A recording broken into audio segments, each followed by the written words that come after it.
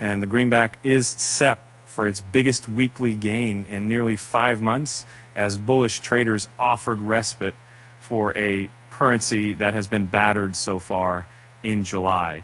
And a Bloomberg gauge of the dollar's strength advanced more than 1% in the 5-day stretch ending Friday as the greenback clawed its way back from the 15-month lows and touched amid last week's selling frenzy. The Bloomberg Dollar Spot Index is now down roughly 1.4% per month. The partial recovery in the greenback comes as traders eye a packed slate of central bank meetings next week. The Federal Reserve meets on Wednesday, while the European Central Bank convenes on Thursday and the Bank of Japan Friday. The narrative has shifted back in the dollar's favor, at least for now, wrote Winthen, global head of currency strategy at Brown Brothers Harriman and Company. What's noteworthy is that the relative story has changed from both sides. Developments in the Eurozone, UK, and Japan have called the hawkish central bank outlooks there into question, even in strong data. Here in the US, support the hawkish Fed outlook.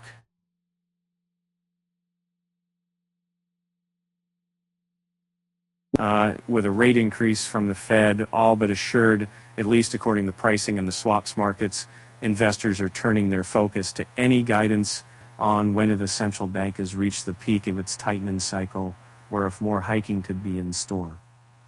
Yields on 10-year treasuries slipped over 1 basis, and yet it's point to 3.84. In Japan, meanwhile, persistent uncertainty over the fate of the BOJ's yield curve control program has weighed on the yen.